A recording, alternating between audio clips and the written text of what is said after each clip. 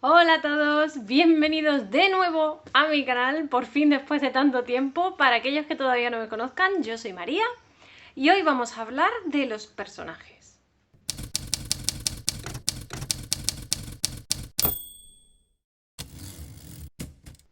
Buenas, ¿qué tal? ¿Qué de tiempo ha pasado? Voy a ser sincera, la verdad es que he estado un poco de breakdown, me he cortado el pelo y ya no tengo breakdown ninguno. Cortar el pelo ayuda siempre a quitarse los breakdowns, luego se arrepiente una, ¿no? Pero bueno, para el caso me ha servido.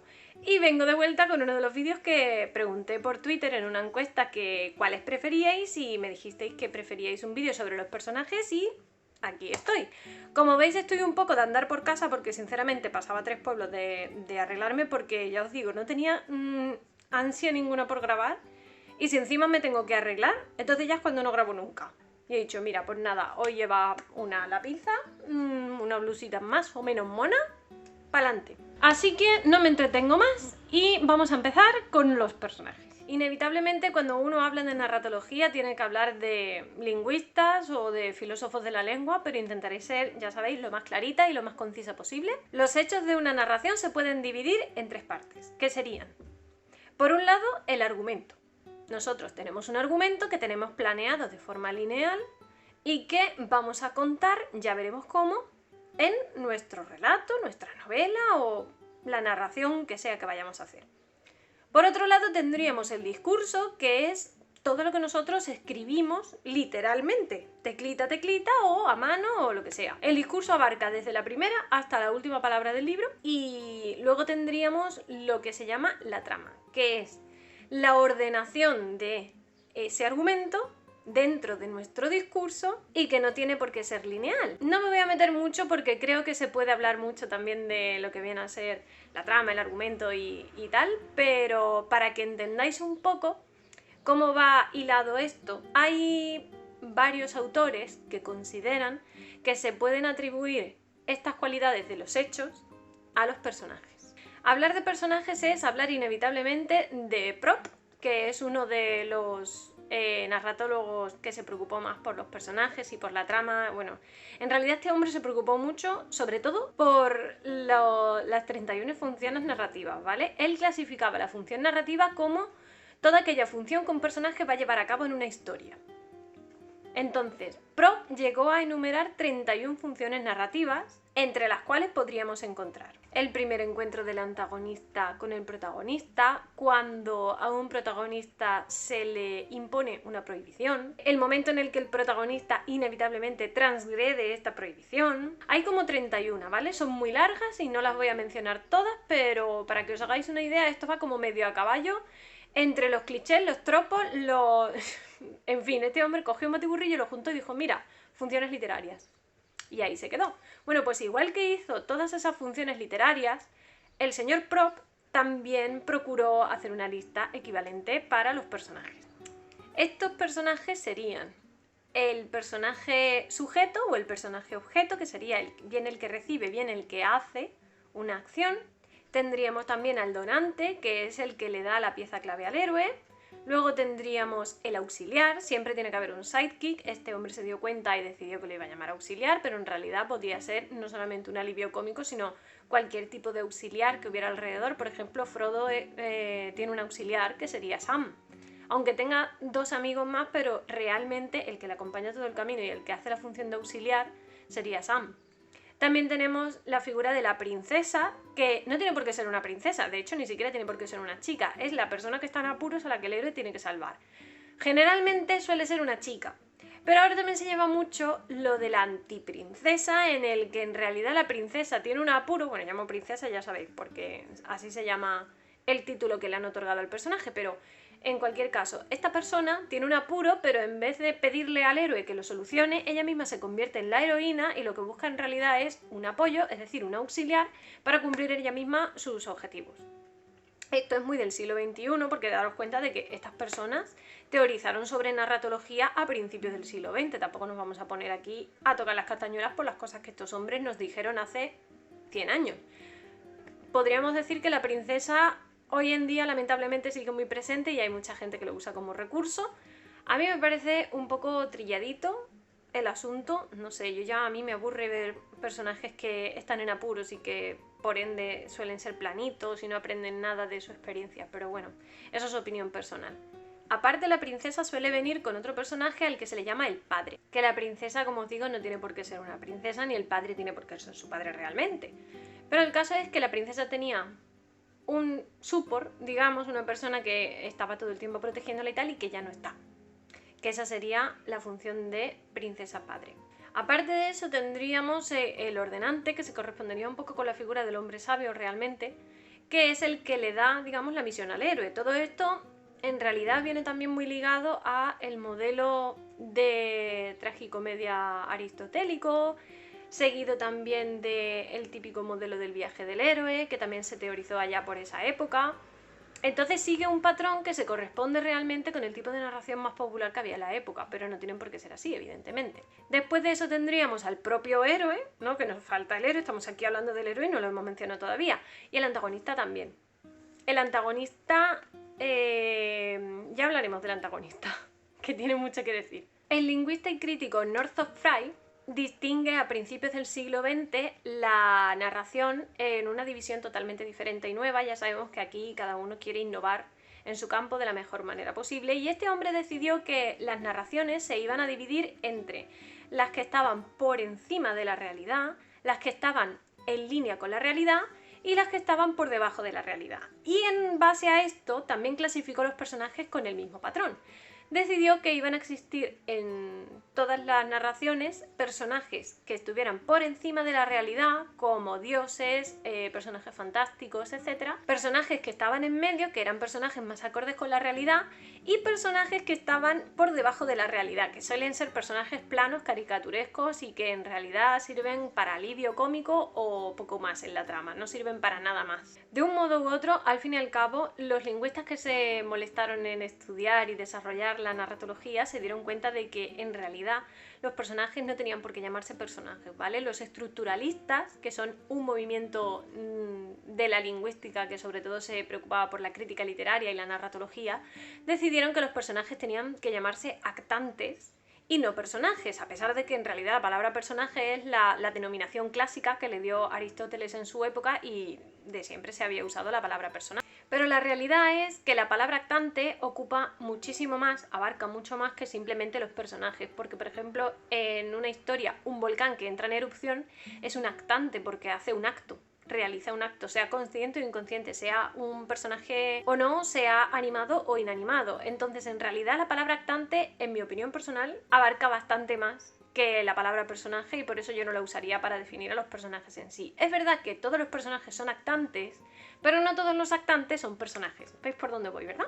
Aparte de esta denominación que es bastante retro de los personajes, tenemos por supuesto la clasificación de personajes en personajes redondos y personajes planos. Para aquellos que estéis un poco despistados en ese sentido, ¿vale? Un personaje plano no tiene por qué ser necesariamente malo y un personaje redondo no tiene por qué estar bien construido. Se puede dar el caso, por ejemplo, de tener un personaje plano que por su forma de ser encaja muy bien en la historia. Eso pasa, por ejemplo, yo sé que no es un libro, pero bueno, aquí estamos para dar ejemplos de narrativa en todas sus formas, incluso el audiovisual. Y yo diría que el villano de Final Fantasy VI es muy plano realmente, porque es un bufón que quiere destruir la Tierra y le da igual si él está dentro o no. Es un buen ejemplo de cómo un personaje que es muy plano puede hacerte una trama muy buena. Lamentablemente los villanos suelen caer mucho en ser personaje plano, entre otras cosas porque la gente se vuelca tanto en sus héroes que a veces se olvidan de los villanos. A mí los villanos personalmente me gustan mucho y suelo intentar que tengan un trasfondo y que tengan una razón para ser quienes son ahora, lo que implica necesariamente que no puede ser un personaje plano, porque si ha habido una catarsis es porque el personaje ha evolucionado. Y luego tendríamos, pues ya sabéis, los personajes redondos, los personajes dimensionales, yo prefiero llamarlos, porque los personajes dimensionales son personajes que, primero que nada, tienen defectos. Un personaje tiene que tener defectos para acercarse a la realidad, para ser realista. El personaje redondo también tiene, digamos, una progresión. No siempre es de la misma manera y, por supuesto, no empieza la historia de la misma manera en la que lo acaba. Siempre tiene que haber algo que haga de catalizador y que haga que el personaje redondo vaya cambiando, para bien o para mal, ojo, porque puede cambiar para mal y sigue siendo redondo, pero redondo para mal. Por supuesto, también se pueden clasificar los personajes según la importancia que tengan para la trama, es decir, en protagonista, deuteragonista, tritagonista, tetragonista, etc. El más famoso suele ser el protagonista, pero ojo que el protagonista no tiene por qué ser el personaje principal. Suele corresponderse, pero no tiene por qué realmente. Pongo como ejemplo el talento de Mr. Ripley, en la que el personaje principal no es el protagonista, es el antagonista. Porque, bueno, no os voy a hacer spoiler, pero ya os digo yo que Ripley no es buena gente. Entonces, tenemos el protagonista que es, digamos, le va a terminar yendo todo bien, o el que cumple la función del héroe, digamos. Luego estaría el deuteragonista, que es el segundo personaje más recurrido en nuestro relato o en nuestra novela, que suele ser siempre o casi siempre un sidekick. También podría darse el caso de que fuera un coprotagonista, en cuyo caso no tendría, digamos, ese escalafón más bajo que tiene el deuteragonista. A partir de ahí, dependiendo de lo grande que sea el grupo que componga nuestro grupo de protagonistas, podemos hablar de tritagonistas, tetragonistas, pentagonistas y así, pues ya sabéis, tantos como números griegos hay en este mundo. Pero en cualquier caso, no tiene nada que ver ser un personaje principal o secundario con ser protagonista o deuteragonista o coprotagonista o lo que sea. Lo que realmente se usa mucho, además, en el siglo XXI para narrativa, realmente son los personajes tipo. Un personaje tipo es un personaje que cumple una función o un estereotipo o un arquetipo en nuestro relato o en nuestra novela. Para muestra tenemos un botón, tenemos el héroe, tenemos el villano, tenemos el llanero solitario, etcétera, etcétera. Tengo aquí unos pocos, que los tengo aquí escritos porque, bueno, uno no se puede aprender todo de memoria, ¿verdad? Aunque lo intenta, porque no los he cogido todos, hay como 100 y pico. ¿Vale? Pero seguro que os suenan. Siempre os van a sonar. La Mary Sue, por ejemplo, sería un personaje tipo. Ya tengo un vídeo de la Mary Sue que estará por aquí arriba y podéis ir a verlo si os apetece. La verdad es que me lo pasé súper bien haciendo el vídeo de la Mary Sue. Tenemos, por ejemplo, uno que es súper popular, que es el antihéroe, que es un personaje que quiere también conseguir el bien, pero los métodos que usa no son acordes al bien. Por poner un ejemplo, podríamos hablar de Daenerys Targaryen, que en realidad esto es muy tricky, porque claro, como Daenerys nos caía bien desde el principio, nunca supimos ver realmente que era un antihéroe. Pero en realidad la nena, agüita, ¿vale? Otros ejemplos que son un poquito más a mano podrían ser, por ejemplo, Deadpool, de Marvel, es un antihéroe, The Punisher es un antihéroe, Batman es considerado por mucha gente un antihéroe porque realmente Batman es verdad que hace justicia, pero la hace por su mano, digamos. O sea, él hace su santa voluntad y realmente, como en Gotham no hay ningún tipo de autoridad real por parte de la policía ni de las fuerzas del Estado, en realidad Batman puede hacer lo que le dé la gana. Y eso se considera por muchos ser un antihéroe. Tenemos también el personaje camaleón, que a lo mejor es menos conocido porque, bueno, lo tenemos presente en muchos sitios, pero realmente no les prestamos la atención que merecen. El personaje camaleón es un personaje que está ahí, que supuestamente le cae bien al héroe y que se relaciona con el héroe, pero que en realidad su función principal, sea él o no consciente de ello, es hacer que el héroe dude de sus propios pensamientos, sus propios sentimientos o incluso sus propias acciones. Tendríamos un ejemplo muy claro, por decir un par, en Gollum, porque Sméagol, bueno, a ver, a mí no me quedó tampoco muy claro lo del rollo Sméagol-Gollum en el libro. En la peli se ve mejor, en el libro no tanto. Pero bueno, es que el libro ya de por sí es denso y si tienes que prestar atención a todos los detalles de la primera lectura, pues no acabas nunca. Pero Gollum me parece un buen ejemplo porque Gollum llega incluso a manipular a Frodo, haciéndose pasar por Sméagol en algunas partes del libro para que haga lo que él quiere realmente. Y otro ejemplo que me mola muchísimo, que además se acaba de estrenar la serie y me parece ya una fantasía total, es Loki. Loki de Marvel, porque Loki, el Loki auténtico no era camaleónico, era chaotic, ¿sabéis lo que os digo? Loki, por ejemplo, Loki está en Marvel para hacerte dudar a ti mismo de si lo que están haciendo los Vengadores, si lo que está haciendo su hermano, si lo que están haciendo todos en general es realmente lo que se tiene que hacer y cómo se tiene que hacer.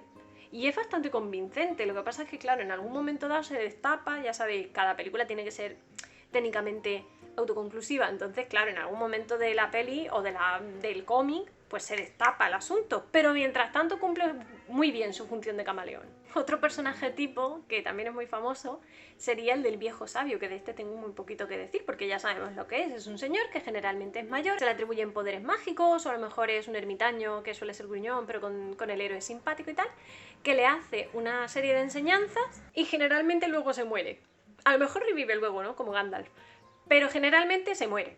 ¿Vale? Y tenemos ahí, pues por ejemplo, a Dumbledore, a Gandalf, que ya lo he mencionado, al profesor Xavier de X-Men. En fin, hasta aquí el vídeo de personajes de hoy. Espero que os haya parecido completo. Yo creo que ha sido bastante completo, a lo mejor me pasa un poco de tiempo, ahora lo miraré, la María de la edición pondrá algún comentario al respecto. Si se me ha olvidado algo, si habéis echado algo en falta, si queréis mi opinión personal sobre algo, simplemente me lo escribís en los comentarios y yo os lo cuento, que yo, cero problema. Espero ser constante con los vídeos, no voy a grabar cada semana porque eso la verdad es que me agobia muchísimo y al final con el agobio termino por no grabar. Así que voy a estar subiendo vídeo cada 2 semanitas, ¿vale? Pero bueno, tampoco me parece una mala franja, yo creo que está bastante bien, un vídeo cada 2 semanas es fetén. Así que yo diría que nada más, ya sabéis lo de siempre, si os ha gustado le dais a like, os suscribís, le dais a la campanica. Si por lo que sea os parezco maja y queréis seguirme en Twitter, podéis seguirme en Twitter, también podéis seguirme en Instagram, si eso os place. Y yo os veo aquí en el próximo vídeo, que va a ser, pues ya os digo, dentro de 2 semanas. ¡Hasta luego!